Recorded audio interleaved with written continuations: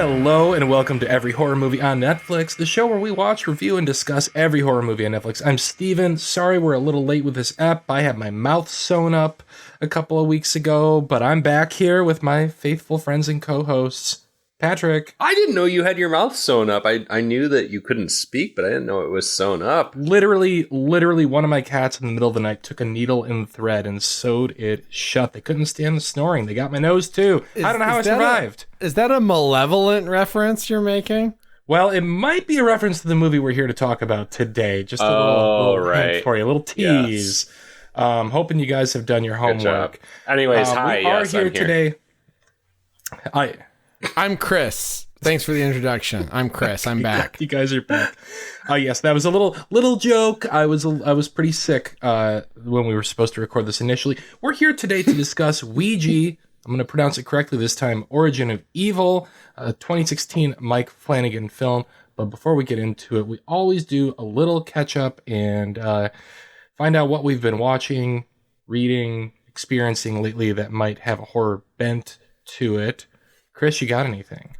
Quite a bit, actually, for a change. I watched Happy Death Day for the first time. Yeah, you which, did. I feel like I'm late to the party on that. I watched Freaky not that long ago, and it was good, but not great. I liked Happy Death Day a lot more. It's a little bit shameless in how it just rips off Groundhog Day, but sure. That's okay, I guess. Have you watched Happy Death Day to You yet? No, but I am actually very eager to, which is rare. It's rare for me to watch a movie like that and say, you know what, I want to see the sequel, but I do want to see the sequel, and it's because the characters were so appealing to me in that one. It's fun. So it's fun. You'll enjoy it, I think. Sounds like it's a little more of a science fiction leaning film than the first. Is that true? That's kind of what I've been hearing, and it's put me off from it a little bit. I don't fucking remember. I forgot that people's mouths got sewn up in Ouija Origin of Evil because I watched it a week and a half ago while you were sick. But I remember enjoying Happy Death Day to You. All right. Yeah, I liked it a lot. Anyway, I also have been... I played the remake of Resident Evil 4. I could talk about that for an hour. Suffice to say, the original Resident Evil 4 is one of my favorite, if not my favorite, video game of all time. I was very skeptical of the remake project. I didn't think that it could be remade in an appealing way. I was wrong. The remake is everything you could have want in a remake of a game like that. It's fantastic. I honestly don't know if I'm going to play it or the original the next time I have an itch to play Resident Evil 4. It's damn good. I had a blast with it. I'm continuing to have a blast with it. Great job, everybody involved in that. I have a question about that, actually, because this is like a blind spot for me. What exactly does remake mean when it comes to a video game? Is it just like improved graphics, or... It can mean a lot of things depending on the game, depending on the developer, depending on the intention. There's been some remakes that are just improved graphics. For the Resident Evil it's live games, action this time. It's like The Lion King. It might as well be. It's very realistic. For the Resident Evil games, they've gone back. They started with they did make some remakes of the original Resident Evil, but this sort of generation of remakes started with their remake of Resident Evil 2, which was quite an old game, and they made it modern. I mean, they totally rebuilt it from the ground up, so it's the same story, the same characters, the same environments, the same puzzles, the same... but the mechanics are modern and the graphics are modern. So none of that like fixed camera stuff. Because I couldn't fixed camera stuff. I couldn't get into that game when it first came out. I mean, granted, I was never that big of a gamer, but I got really kind of stuck on that aspect. No, they've really translated these old classic, much beloved games into something that passes for a modern game. In every way, really.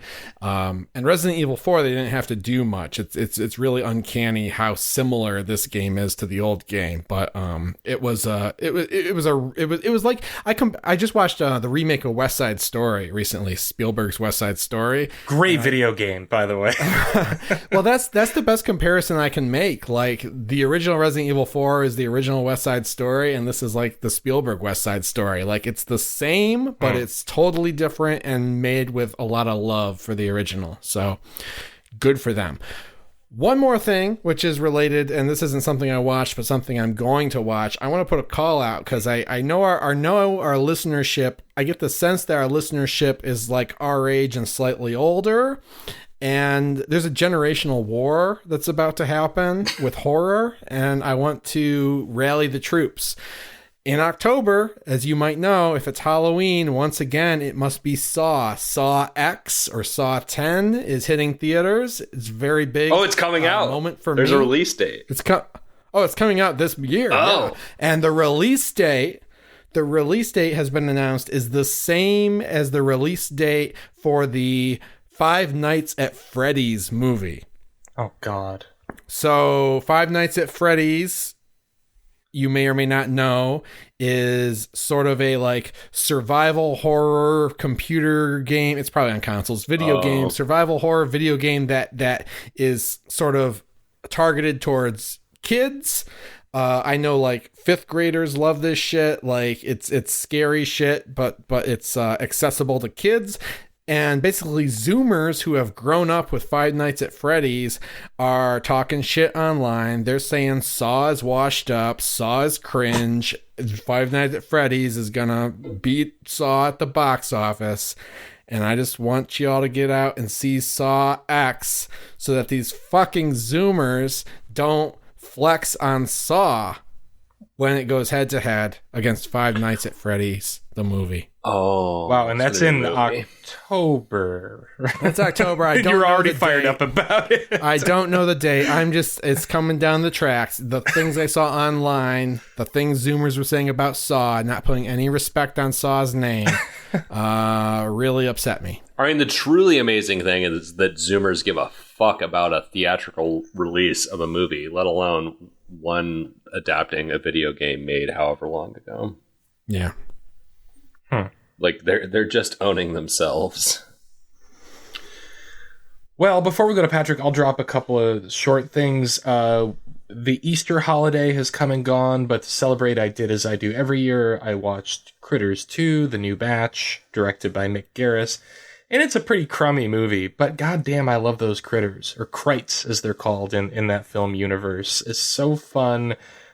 Even as cheap as the practical effects are, I just want to pick them up and give them a hug. I'd like to adopt a bunch of them. When they all assemble into a giant ball and start rolling people over and eating them as they do so, leaving like wasted, bloody corpses behind. What better way to celebrate the rebirth of our Lord Christ? And kind of germane to Ouija Origin of Evil, I know Chris is a big, and Patrick too, I suppose maybe, is a big fan of the Spooked podcast. And I revisited the other night one of my favorite episodes of that show, which is one of the most spine-tingling things I've ever heard. I've probably listened to it 10 times. The filmmaker Daniel Noah, who's part of Spectre Vision with Elijah Wood, tells... God damn it. Louis pulling my earbuds out. Tells a story about going to a film festival at the Stanley Hotel, infamous as the inspiration for Stephen King's The Shining. And he tells a story of a Ouija board experience that he had in that hotel and the surprisingly real connections he found in the history of the hotel with what he experienced after fucking with the Ouija board. And I don't know if I 100% believe that these things truly happen and transpire the way he describes, but he's convincing, and I can tell that he believed it, and that makes it all the scarier. So if you want to listen to something creepy, it's about 20 minutes. It's the iconic episode. That's the title of the Spooked podcast by Snap Judgment. Patrick, what's horrific in your life lately? Yeah, you sent me that last night, and I meant to listen to it for homework before this show, and then I didn't because I don't listen to podcasts, even though I host one. 2.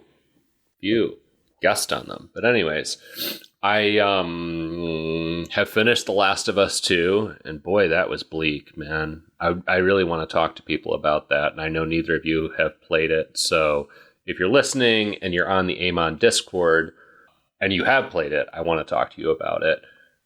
If you're not on the Amon Discord, there's a link in our show notes. It's a great community. I also saw Scream 6, finally. and really enjoyed it, actually. I think I enjoyed it more than the fairly critically lauded last installment. I'm getting very invested in the new characters. It did some fun, twisty shit that I wasn't really expecting, and I had a good time with it. And what else? Oh, I started watching Yellowjackets, finally. I finally caught up to the rest of America on that one. First 2 episodes, absolute slappers. Can't wait to watch more. It's a great show. I'll be curious to, well, now you know, so how to say this. When I started watching that show, nobody knew anything about it except, you know, the basic premise. And when this first came out, I thought, man, I really hope this is just like a one and done season. And I remember you saying that, and I feel that even just 2 episodes in. No, I know. It's foolish to hope, but it seems like it's set up that way. It sounds like you're having that experience. And yeah, once it ended, I was like, God damn it. Yeah, I'll watch more because all of these women are fucking amazing. The cast is just like out of control. But I don't want this to get dragged out like Lost, where it's a mystery box thing and they're just making shit up for 9 seasons. Yeah. The new season is not impressing me all that much so far. I would watch Melanie Linsky just be a badass for infinity seasons. Oh, you're going to see her do some pretty badass shit in the second season, I'll tell you. And she's completely nonplussed the whole time, too. It's just the great thing. You know, she's threatening people with a gun, and she has, like, almost doesn't give a shit on her face. Yeah. This is my year of Melanie Linsky. Like, she's been on my radar. I have enjoyed her in the past, but between Last of Us and Yellowjackets, I'm like, my queen. Is there a one of the survivors in Yellowjackets whose problem as an adult is that she liked eating people too much and she wants the next fix of eating people? No. I'm not interested then. That's great. All right, well, I will play The Last of Us 2, though. I've owned it. It's been on my list for years. Yeah, do it, and I'll talk to you about it in like 3 weeks because it's long as fuck. Oh, yeah. I gotta play I've played the first one twice, but it's also been so long that like I don't remember key plot. Like the TV show would surprise me probably because I remember so little about it. The show surprised me a lot between episodes 1 and 8 because all I remembered was the beginning and the ending. But to play 2, all you need to remember is how the first one ended, which I think is impossible to forget. Essentially, right? Yeah. Well, okay. Good catch up, guys. I'm going to turn down the lights, light the candles. Let's get our hands on the planchette and talk about Ouija Origin of Evil. Yes. So, I mean, I think maybe the obvious place to start here is, has anybody seen Ouija? Yes. Patrick watched it for homework. I saw it in the goddamn theater when it came out. Did you have professional reasons? What'd you say? Okay, you had to review it. Right. Yeah, I did. I should look up Patrick's review of it. Yeah, you could probably find it. And it was one of the most horrifying theater experiences of my life because it was one of those nights where you're the only person in the theater except for the gaggle of teens behind you who will not shut the fuck up and stop giggling and whatever. I was irritated through the whole movie. And yeah. So I had seen it, and I decided to revisit it after watching Ouija Origin of Evil after rewatching Ouija Origin of Evil for this podcast. And what did you think of Ouija Origin of Evil? I'd give it a screw it. No, of Ouija. I'm asking about Ouija. Yeah, Ouija. Because I know nothing. I know nothing about Ouija.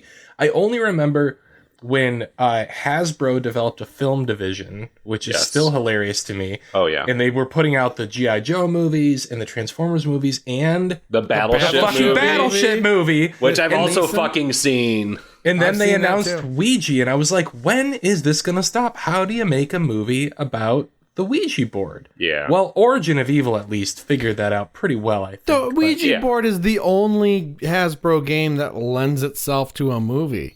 I mean, I think Transformers do well enough. I just don't think anybody's made like a good Transformers. I've heard Bumblebee is good, but Transformers seems like there's fodder there to me. They always make it into fucking bullshit, rah American, Mark Wahlberg ripping his fucking shirt off, robot bullshit. But anyways, Ouija, interestingly, is not that related to the Ouija board, really. That was the main thing that surprised me when I watched it, is the Ouija board doesn't actually factor in that heavily. My other two have two things to say about this. My other two observations about it would be, it's not as bad as people say it is. The reviews are awful. It has like a 5% Rotten Tomatoes score or something, and it's not good. It's just very middling to me.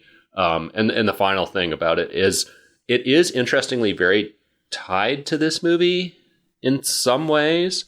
There were a lot of reshoots, and Mike Flanagan actually weighed in on them, bizarrely enough. So there are story elements. There is continuity that connects these two movies, but in ways that I'll probably bring up as we get deeper into the discussion.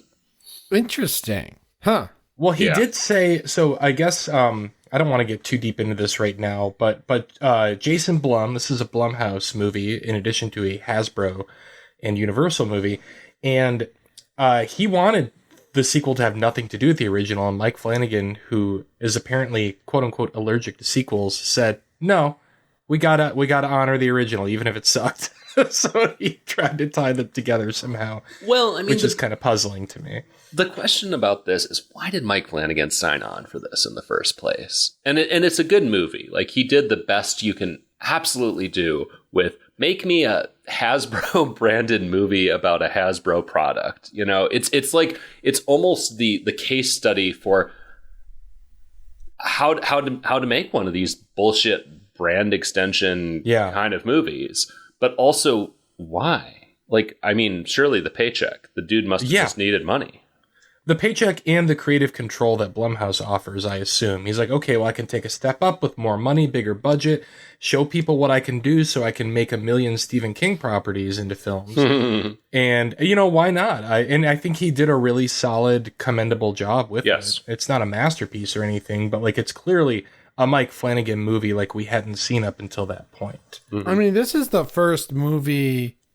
I don't know. I guess Oculus got a theatrical release, a wide release, but I didn't hear about it. But it was and Hush came out between the two.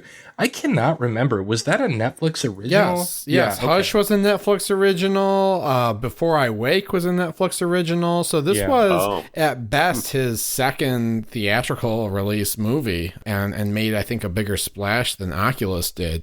So you mean wide release? Yes. Yeah, okay. But he decided to make it as a prequel, which I think is the most interesting creative choice in the movie. This takes place in the 60s, right? Do we know the year? 67 sticks out to me. 1967, yeah. Which I remembered it because Patrick and I saw this in the theater when it came out, and I remembered it being set in the 70s, but no, it's even earlier than that. It's the 60s. And basically we see a widowed mother of two girls who is trying to make ends meet by basically doing fortune telling, sort of John Edward talking to your dead loved ones gimmick act in the parlor of her house. And she's a con artist. Basically, she's got the table rigged up with wires and shit. She's got her kids in the cabinet making the candles light and go out, and she's giving her clients a profound experience of connection to the other side and their dead loved ones, but it's all a scam. Yeah. Meanwhile, she and her daughters are grieving the recent death of their father, the man of the house, the woman's husband. And the older daughter goes to a party, and in coffee party. You remember going to coffee parties, guys? and in between and I remember watching the moon landing at those parties. in between newscasts about the Apollo program, she plays with a Ouija board, and the family decides it would be fun to incorporate one into their act. And so the mother gets one, but the little girl, who's desperate to reach her father on the other side, plays with it at night by herself, doesn't say goodbye. She breaks at least two of the rules of playing with the Ouija board, and hauntings ensue. Don't think it, don't play it. Don't think it, don't play it. And I really I don't know if this were the rules of the Ouija board pre-existing, or did this movie establish them? You know, I have played with a Ouija board maybe 2 or 3 times in my life, and I was not aware that there were rules. There probably are. I'm looking into buying a vintage version of the one that we see in this movie, not the OG, and I'll find out. I'll report back. I have to wonder. It's got to be just like general folklore. I doubt that was created for the movie. It's in the Ouija movie too. I feel like that's got to be just kind of general urban legend if it's not on the box. So wait, what are the rules as we know them? So there's a saying that don't play alone. Oh yeah. Friends that you begin the session. Gathered hearts are true. Spirit, something we call to you, or something like that. The rules are: you don't play it alone. You don't play it in a graveyard, and you always say goodbye. Which is my favorite. But there's also the saying you have to say at the beginning. Sure. The goodbye thing I was not aware of, and I think that's kind of cute. Honestly, yeah, it's respectful. You have to end the session, or the spirits don't go away. That makes sense. Yeah. I love the opening scene of this movie. I've seen it 3 times now, and it always delights me. We talked about seance scenes last episode, I think, when we were talking about the Bye Bye Man. And I'm not big on seance scenes, but I love this one because it just subverts your expectations. And as soon as it's over, you find out how they did everything. And as a skeptic who doesn't want to believe in this shit, but also fears believing in it, as we were talking about on the group chat last night. Yeah, we'll get into it. I love just like, oh, it was all bullshit, and here's exactly how it worked. Love that. It's fun. It's a great scene. I mean, honestly, it's the best part of the movie for me. I feel like it's downhill from there. not that downhill is maybe the wrong word, but like that is truly the highlight. It's just so charming and inventive, and it is spooky. It is kind of playing with your sympathies quite a bit. The performances are great. Like the old man in that scene has like the most believable teary-eyed expression of like longing and hope and also fear that I've maybe ever seen in a movie. Like it's just like he's next level. Philip Seymour Hoffman may as well be in that scene. Sure. Or Philip Baker Hall. A lot of good Phillips out there. Another favorite moment of mine that Chris's synopsis of the first act or so just reminded me of was when they're playing Ouija at the coffee party, and there is your sort of stereotypical character who is super anxious about this whole thing and freaking out like, I don't know, guys, are you pushing it? This is freaking me out. We shouldn't be doing this. And then I forget who interrupts the scene, and just it's almost a reverse jump scare, because I want to say there's not like a big sound cue when someone opens the door, but they're all startled, and she just screams unnecessarily loudly. Yeah, and Flanagan films are not often funny, I want to say, but I cackled when that happened.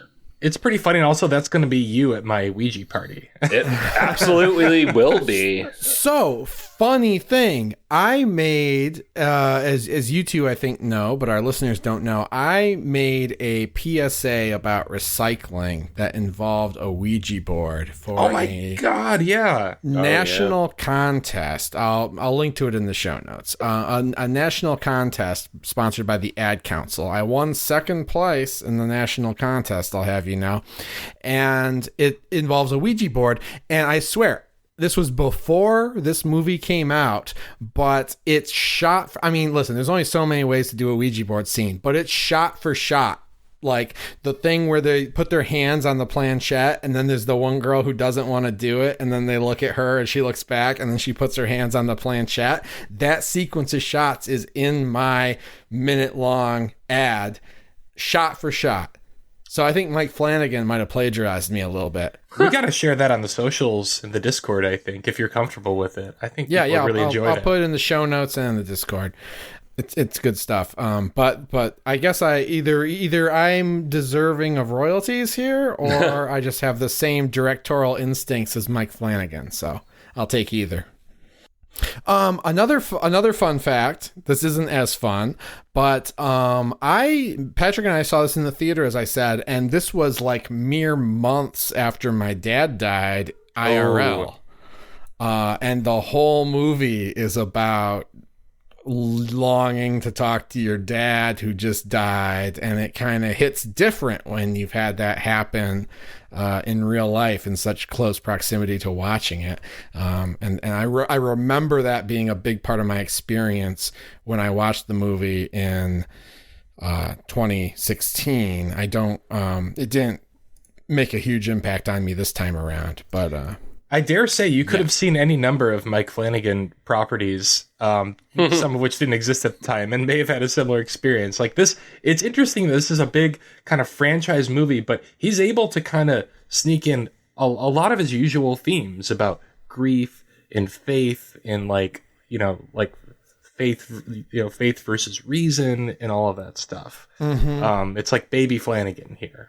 And I really love basically the premise of this movie, which is that the families, but especially the little girl, Doris, she's so desperate to make a connection to her father. And basically what she does, and this is horrifying. This is the scariest idea to me in the movie. Like, she contacts basically a demon posing as her father. And it's horrifying. Oh my God. I thought of this question when I watched this a couple weeks ago, but I wasn't thinking about the rules of Ouija. Did she get to say goodbye to her father? I don't remember how he died. The resolution of all that left a lot to be desired. We'll get into that. Okay, good. So I'm not totally crazy. There's some gaps to be filled, maybe. Also in the mix is Mike Flanagan regular Henry Thomas. Oh yeah. This time he is a priest and the head of the school that the girls go to, and he has he's got a lot going on. He's got concern for the kids' performance in school. He has a almost romance with the hot mom because his wife is dead.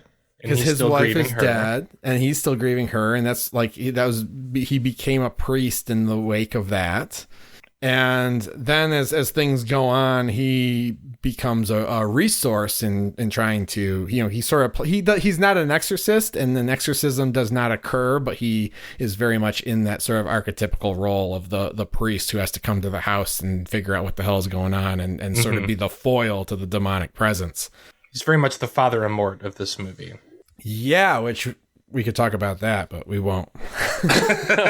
There are very few connections to be made there. I'm just fooling. Wait, have we already talked on Cast about how Russell Crowe is going to be playing Father Amort in an upcoming film? Oh, it's already out. It's out. Yeah. Oh, it's out. The Pope's Exorcist. Right. I've actually heard some encouraging things about it. That's I've heard that it might be funny and it might be self-aware.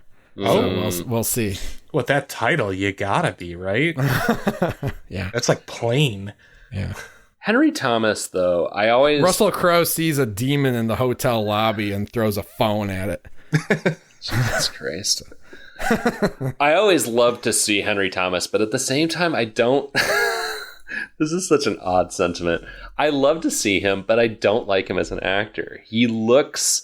There's just something uncanny valley about him. He looks computer generated, and the performance is always just not bad, but just slightly wooden in a way that seems like something's not quite right here.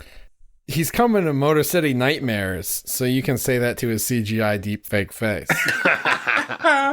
You know what, Patrick? I have the same kind of complex with him because, E.T., come on, he's fucking Elliot. Like, I grew up wanting to be Elliot and have an alien as a friend, Like, I watched that movie so many hundreds of times. You almost said pet. I appreciate you changing it to friend. I almost say pet. I have seen E.T. only once and as an adult. So that's your Patrick is a freak fact for today. Please continue about Henry Thomas. I just, like, that face is just so, like, and he was in a bunch of movies in the 80s and early 90s, and like that face is just so like burned into my memory that when I see him as an adult it's kind of weird. And like sometimes part of it is the material that he's given, right? Like Flanagan's scripts are pretty, Patrick, you said earlier, his films are rarely humorous. His scripts are almost a little too self-serious a lot of the time, and I feel like Henry Thomas just might not be the right actor for that.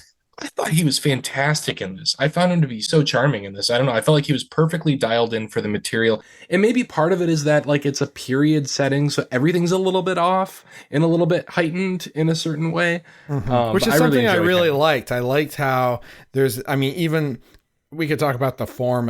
Finish your point, and then we'll talk about the form of this movie. Oh, that was my point, and we should talk about the form because I have a lot of thoughts about it. I mean, this is a movie that is very much styled to look like it was filmed in the year that it came out, 65 or 67, whichever it is. It feels a little later than that to me, but yeah, it's in the ballpark. Fake cigarette burns and all. Fake cigarette burns, which are a delight, and it's like cigarette balls. It's hard to imagine that we used to just watch movies that had those cigarette burns, because I remember seeing them all the time, and it's really a walk down memory lane to see that again. And I'm like, and we got split diopters out the ass in this movie, yeah. Which you guys know that just turns me right on. Oh, same. I'm all about a split diopter. What I remember is, I mean, you got the title card, which looks as a blast from the past, very stylized of the era. And then there's just shots like there's a scene where the mom, the heroine is talking to Henry Thomas like outside the school, and it's just like a wide shot where they're both standing in it with like a slow zoom on them the whole time they're talking. There's some really good moments in this, especially in like the final climactic scene where it zooms rather than cutting, and I really appreciated that too, because I genuinely think that that's usually the better choice. If you're trying to build tension and keep the audience in the moment. There's lots of like subtle stuff like that you just don't see that often anymore. And it's worth noting that Flanagan edited this movie too. So he really knew what he was doing. Mm-hmm. Oh, and we get the old Universal logo too that they discontinued in the early 90s. That's a whole genre or trope of movies for me that I love. It is movies that start with an anachronistic version of their studio logo. Love that. Do you guys have a favorite vintage studio logo by any chance? I don't. Because I do. I love the old red and black Warner Brothers logo. Oh, that one I think was sick. on The Shining. You should see Joker. Rad. You should see Joker. No, yeah, I'm pretty sure that's on Joker, and I'm pretty sure it's on like American Hustle or something too. No, I like I like it when the Warner Brothers logo glitches. Like in The Matrix. Yeah. Okay. All of these little stylistic period touches just kind of elevate the movie for me. And it's like, because it's like, is this movie really, is it really like changing the game in terms of horror movies, haunted house movies?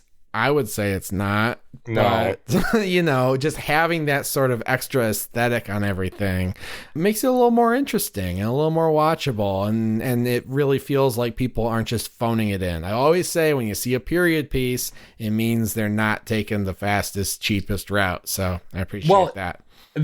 So I go back and forth on this, right? Like halfway through this movie on my second viewing, a week ago, whatever, I thought, is this really just a gimmick? Like, is there any reason for it to be shot this way? Or is this just a way to like draw even more attention to it? And I think the net effect is that I did feel like I was in caring hands. I felt like, okay, this is like the most obvious cynical cash grab concept for a movie, and yet the filmmaker is like, no, I'm going to make it special. I'm going to put extra detail into it and show you even further than what I'm doing with the script in the way I'm directing the performances, that I really care about this material. I'm not just trying to rush through this production and get it out there to make a quick buck. And I think that's pretty cool. You don't see that often with these big studio movies. It feels like affectation to me. It feels film schooly, and this is lesser Flanagan. Like, this does not make me cry. It doesn't, the themes, the emotional arc do not come together for me. But, it's still Flanagan, and it's still, as you said, Stephen, kind of caring hands. It's a filmmaker who does care about what he's doing, and you can tell that he cares about what he's doing, even when sometimes it feels maybe overly earnest or I don't know. This one doesn't quite all come together for me, but It's enjoyable. I love this man. I love Mike Flanagan. I'd watch him do fucking anything. Also, side note, guess who's a producer on this? Oh, Michael I know. Bay. Michael Bay. Michael fucking Bay. Ardith Bay. Michael Bay just doubling down on bankrolling all the Hasbro shit, clearly. You know what this movie was severely lacking was a dose of mayhem, which is what he calls his filmmaking style. If you don't know, Yeah. Oh yeah, we know. Well, I don't know, Pat. So Patrick, you almost gave a little review there. You think it's time to review it? I want to know if you'd view it or screw it. I feel like we've talked about absolutely nothing, but sure. I mean, view it. Obviously, I love Flanagan. This is very enjoyable. It is, I think, maybe literally the absolute best thing you could do with a sequel, let alone a prequel, to a movie called Ouija that is based on the board game Ouija that is bankrolled by Hasbro. It's very enjoyable. I had a good time with it in the theater. Every time I see it, I always want to get a little more out of it than I think it's actually prepared to give me. And I think I have to accept that it's just not there. It's not Midnight Mass, it's not Dr. Sleep, Flanagan has come a long way since this, but it's still fun, and it's the best thing you could do with this material. Steven. I will give it a Q-it. I think there's a lot to love about this movie. However, I've had to do a little bit of online reading to kind of remind myself what even fucking happens in a lot of this movie. And it's not that it's not enjoyable to watch. It's just that, like Patrick was saying, I don't think it's prepared to really like shake you. It's very PG-13. I don't think it's scary. At least not like, it's not terrifying. It feels like a PG-13 movie to me in a lot of ways. And it does feel like Flanagan kind of taking a left turn to develop his filmmaking craft more than his like storytelling and character work. So a lot of it just kind of like sifted through my hands like the grains of time after I watched it. But I'll never forget that opening sequence. I mean, that was the thing I was most excited to see upon revisiting it. So it's a Q-it as just like a movie, but it's a view it if you're a Mike Flanagan fan and you want to trace his whole trajectory. I think you absolutely must see this. Chris. So this is a pretty, on rewatching it, I was surprised at how mediocre I thought that this movie was. And that said, I'm going to give it a view it because it has some stuff that I just absolutely love. The opening is great. I'm a sucker for Ouija boards. I'm a sucker for seance scenes. And the last act of the movie really doesn't work for me, but Henry Thomas shows up and brings chills in a big way, and we'll get into that. But I thought that Henry Thomas just delivering exposition ends up being one of the scariest things I've seen in a movie, and so I gotta say it's worth watching for those elements. And the period aspect is fun. It's very watchable. Not a masterpiece, but certainly worth my time, possibly worth your time. I say view it. All right. Well, with that said, Patrick, do you want to do the social spiel? Hey, we're on social media. If you're on Facebook, Twitter, or Instagram, we are too. Come find us at EHMONcast, EHMONcast. We're also on Discord, as mentioned earlier in this podcast. We have a wonderful community out there of folks who love to talk about Amon, the movies we watch on Amon, and more importantly, all kinds of shit we don't watch on Amon. So check out the show notes if you want to come join us there and talk to me about The Last of Us 2. We also have a merch store where you can buy t-shirts and other goods and sundries with Amon art that I designed on it. That's at tpublic.com/AmonCast. Again, EHMONcast. And last but not least, please, if you enjoy the show, go to your podcast provider of choice, leave us a review, subscribe, tell your friends about the show, yada yada, 5 stars, say nice things. It helps people find the show. Goodbye. And if you want to see Chris's second place winning short film about recycling that involves a Ouija board, we're going to be putting that out on everything Patrick just talked about except for the merch store. Though I suppose we could. You could finally make a profit off that, Chris. We can I Turn made it into a an profit. NFT. Make it an NFT or I got a 4-figure cash prize for finishing second place in that contest. Holy shit, I didn't know that. Yeah. Oh, I'm excited to revisit. 4-figure. Yeah, 4 figures. All right, well, we're going to head down to the spoiler room and spoil everything. We will talk to you in a moment.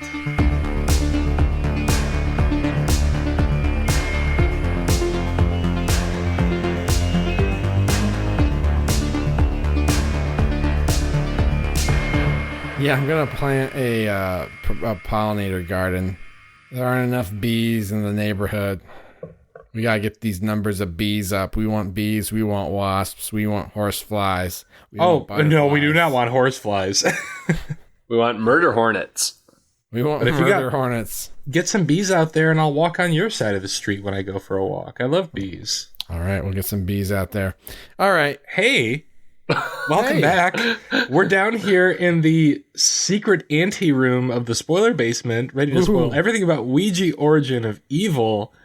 My God, the first time I saw this movie, I was not prepared for, can we call it a twist? It's kind of a twist. It's twisty. It's a turn. It's sort of like Insidious, where Insidious makes you think the house is haunted, and it turns out to be the boy. Yeah. Here you think the boy or the girl is haunted, and turns out to be the house. Which is kind of basically just poltergeist, but different and scary.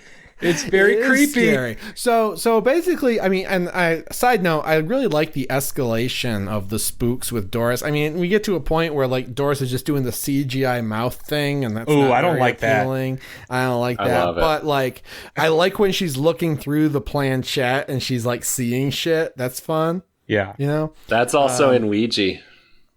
Awesome. 2014's Ouija.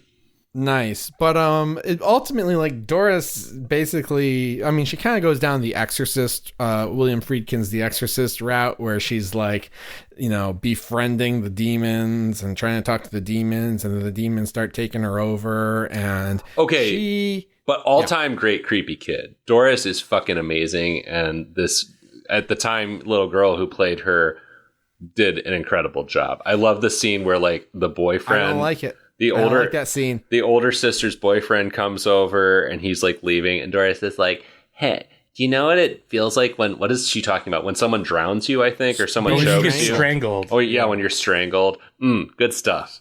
And she relates details of strangulation that you would only know if you actually were killed by strangulation. Yeah. Or haunted by a spirit who was, right? Is that what's going on there? Yeah, and she just like vacillates between like innocent little girl who is completely like sort of unaware of the magnitude of what she's getting herself into, and, you know, creepy demon. Good shit. Good creepy kid. You hated it though, Chris. I mean, I don't hate that scene. It feels a little, I don't know, a little much. It didn't move the planchette for me, I'll say that. It didn't move the planchette, but whatever. It is a little much. That's why I loved it, though. But Doris starts like doing all her homework in Polish. Like, wait, what's going on? And they take it to Henry Thomas, and they're like, Doris just keeps writing pages and pages of Polish. Like, isn't Sister so-and-so from Poland? Could you show these to her or whatever? Anyway, Henry Thomas takes the pages, shows up at the house, and he's like, "Oh, hi, Doris. Yeah, how are you doing? Hey, you know, I really need to talk to your mom and your sister. Your sister's been having trouble at school. Yeah, let's go talk alone for a minute." And they go upstairs in the bedroom, and he has the most important monologue of the movie, which really brings the chills up to 11 for me. He starts talking about how Doris has been writing the diary of like a World War II refugee or something who was tortured and killed by a Nazi doctor in hiding in America who built a torture room inside the house that they're currently living in, and continued his Nazi experiments in the walls of this house, in a secret room inside the basement walls. And they're like, "Oh God, he killed, you know, dozens of people doing these experiments." holy shit, you played with the Ouija board in a graveyard because their bones are still here. So you broke all 3 rules. Oh, which is, I love, so I revisited a little bit of this before we started recording, and there's a scene where the boyfriend of Lena says he's geeking out about the house, and he's like, it's got good bones. Sorry, my dad's an architect. Yeah, only there so that the Doris thing can lure the boyfriend to the basement and say, you were right about one thing. This house has good bones. Mm-hmm. And then there's a skull in the walls, and boyfriend, let me tell you, he's not long for this world. He dies shortly afterwards, in a grievous fashion. Yeah, well, there's also Cash down there too. I mean, to backtrack a little bit, when we initially think that Doris is talking to Daddy, her word, not mine. Mm-hmm. The spirit leads her down there to this like hole in the wall, and there's a big wad of cash, so they can keep the house. They don't have to move out of town. And it feels like divine providence. Mm-hmm. And they're like, oh, this is obviously our dad who put this money away and is looking out for us or something like that. And it relates to the board too, because she's the one who convinces the mom to get I'm just filling in details, but she convinces the mom it's the older sister who convinces the mom to get the Ouija board. But once they find out that Doris has this ability and she's like, dad is talking through her, they start using her as part of their scam. Oh, right? Yeah. And it's not really it's... At that point, it's not really so much of a scam, but... It is a little bit of a scam, though, because what I forgot to say is Henry Thomas shows up and goes through the whole Ouija board routine, pretending like he's trying to talk to his wife. Yeah. But he is... he's trying to use ESP to feed the demons the wrong answers. I had to watch that part twice this time around. It was a little convoluted for me, and I don't know that it ever fully made sense. Yeah, he's like, no, this isn't my wife you're talking to. This is a demon that can read your mind and wants to make you think it's your dead wife. Nothing gets by Henry Thomas. I enjoyed that. It's a good bit. I don't know, the whole twist with like fucking Jewish death doctor, Nazi death doctor. The devil's doctor, they call him. Yeah. Didn't turn the dial for me, man. It's a little much. Why does it have to be tied to Nazi shit? Like, because why not? It's fucking wild. Because it feels like evil. Because it feels exploitative as shit.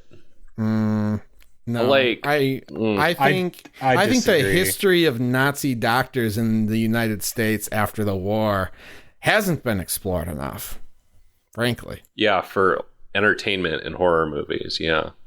No, I disagree. I thought it was I thought it was just so creative and strange and unexpected that it sent chills down my spine, and that's all I want out of Ouija Origin of Evil. The line that chilled me is he talks about how the diary recounts the experiments and the torture and the death of the writer, and then he says, but it doesn't stop there. Mm-hmm. And that's the part that made me spooked in the theater and spooked me again now, because the narrator of this Polish diary dies, but then keeps writing through Doris about what happens next. Yeah, all the subsequent victims. Yeah. Didn't turn the planchette, as Steven said. Move the planchette. Or turn. It does turn. You said turn earlier, I think. No, I think I said move, but I guess it does turn. I like the stuff where the planchette seems to be, when it's moving on its own, it actually looks kind of like stop motion. That's good shit. I thought that was cool. I also love when I love both versions. I love when you see, whatever her name, Elizabeth Reeser, the mom, using her little magnet to figure out how to move it with her own leg under the table. I love the practical effect, and I love the digital effect. I did not love that the planchette looked like nothing I've ever seen before in my life. They should have used an authentic original. Wasn't it Parker Brothers that originally put this game out? Whoever put the game out originally, I wish they would have just used that planchette, because it's so much scarier if it's something you can actually imagine being your home. And instead, it's like this Guillermo del Toro giant wooden thing with like creases in it. I have no idea. I have no idea what the original one looks like, so that did not hit me. Well, it doesn't look like that. Didn't take me out of the experience. Anyway, then we end up in I don't know, kind of the most generic section of this movie in which Doris is full-blown evil. The whole family's back in the torture room. Doris is pretending she's a Nazi doctor or maybe a cursed demon dead patient. And everybody dies. Lena sews Doris's mouth shut and kills her.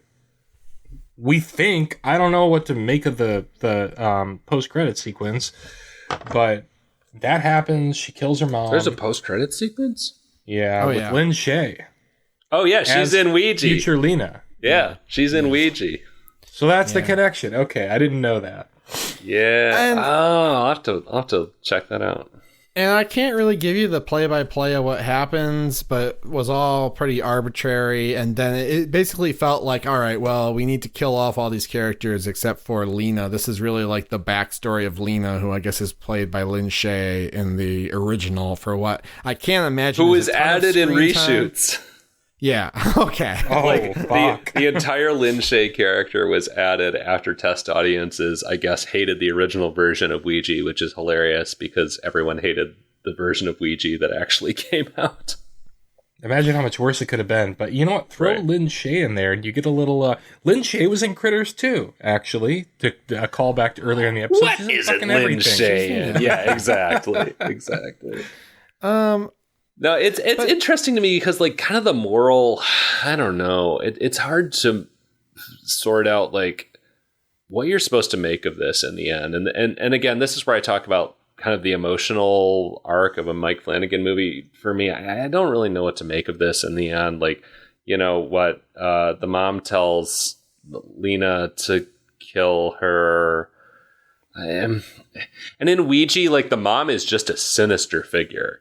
She's just like she's referred to as mother, and it's kind of that classic like horror movie, like, oh, mother's coming kind of vibe, you know. I don't know, especially I don't know what to make of kind of the ending of this movie, and especially if you have the context of the original film, which Flanagan did have his hands in. It's just kind of confusing, the connective tissue. You've got like little girl Doris with her mouth sewn up in the original too, and I don't know. It's all a little muddly, even in just this movie, let alone when you have the context of the original. I thought the whole ending of this one was muddy, and it was surprisingly soulless and cynical, I think, for Mike Flanagan. It has fun, spooky stuff in it. Like, I like, you know, Doris's big CGI mouth, and I like her walking on the ceiling at the end. But it's all... that stuff is all fundamentally kind of stupid and doesn't really feel like it belongs here. And it just feels like they got to a certain point with this movie and didn't really know what to do with it. The ending feels a little flaily, especially for Flanagan, who can land a fucking plane, you know? Yeah, or at least, like, I mean, listen, I've had issues with some Flanagan endings in the past, but I at least respect them for being, like, chicken soup for the soul, like his kind of corny aesthetic, at least. Yeah. Like, if Doris had turned into a bunch of butterflies, like, Before I Wake or something, I would have been like, okay, that's poignant, whatever. She just breaks apart into, like, a million planchettes that fly yes, I want to see that, Stephen. Yeah, but in this, like, everybody just dies, and it seems surprisingly mean-spirited for Mike Flanagan. Henry Thomas dies, the mom dies, Doris dies. I guess she comes back as a ghost, but that's cold comfort. The sweet boyfriend dies. And Lena is just, like, horribly traumatized for life. Has to live in an asylum. Yep. And there's not really anything to balance that out. There's not really any sense of like, oh, but you know, at least this came out of it. No, there's no point. it's like at least Ouija the movie came out of it is is the point. Yeah. Yeah. And it really starts to feel like it's just kind of concerned with setting up some other movie in which none of these characters exist. Whatever. That is the issue there. Like, that's what he had to contend with, because it is a prequel. And I think they were hoping that this would be a hit. And it wasn't. I mean, it made like 3 times his budget back, but it still only made like $40 million US. And I think they were like, okay, well, if we're going to introduce characters in this that weren't in the first Ouija, we got to kill them, because we're going to go back to the present with the next Ouija movie, with Ouija 3. Like, that's going to be a sequel to the original. And there's an attempt at poignancy, because you find out that the ghost of the dad is actually in the house and was doing some sort of machinations to try to communicate with the girls, and that's kind of sweet. Like, his ghost is there. It's been trying to communicate, trying to help the family, and there's sort of some poignancy, sort of some closure, sort of a typical Mike Flanagan arc around that, but then it's just left there and the whole family gets killed. Yeah. So. Yeah.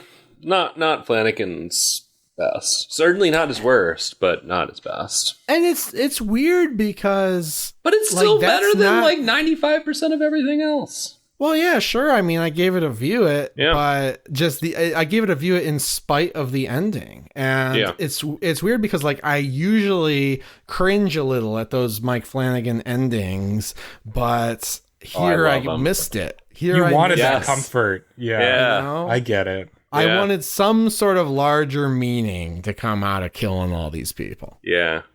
Chris, I've harassed you about this in private life as well as I think on the podcast, but you gotta set aside some time and finally watch the Flanagan Netflix shows, because the 3 of them together are progressively better refinements of he's just getting better. Midnight Mass is a fucking masterpiece. It's the best fucking thing awesome. He's done. Yeah. And he's just getting better as he goes along with each movie and each series.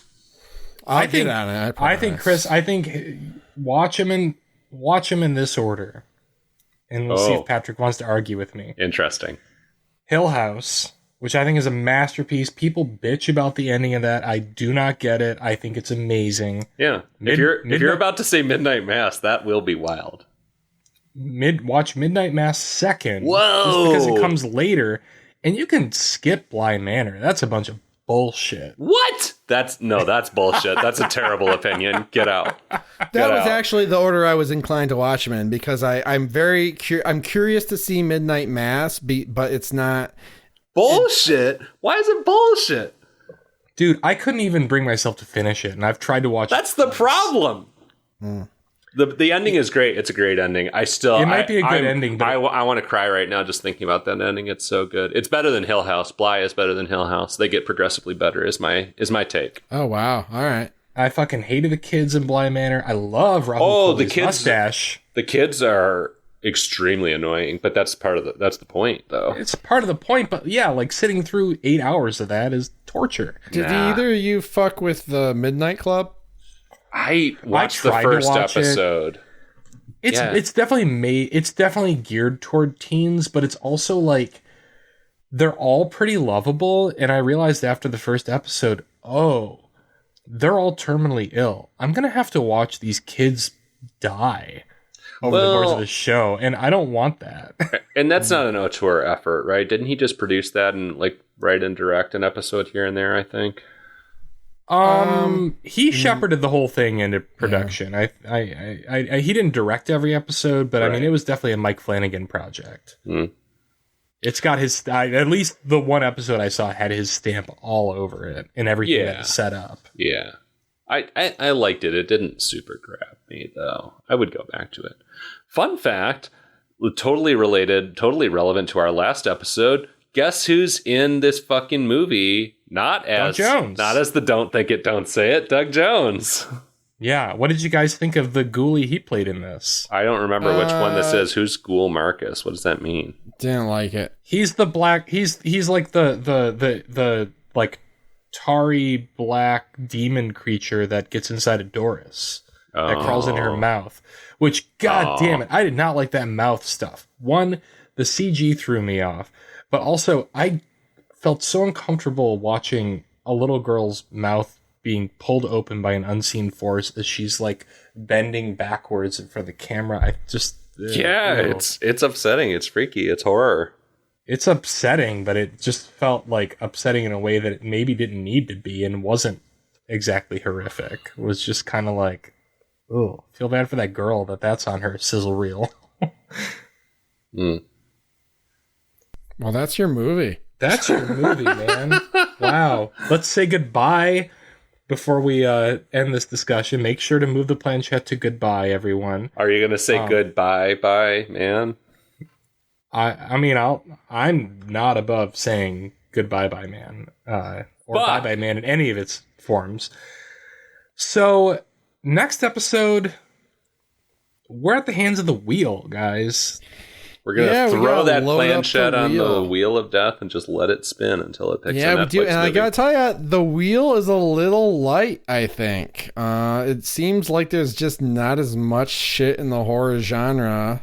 That's a trend. Usually is. That's a trend I've been noticing for a few months now, and I'm sad that it's continuing. Yeah, that means we're almost done. We're nearing the end. We might make it to the end of this thing after all. Oh my god.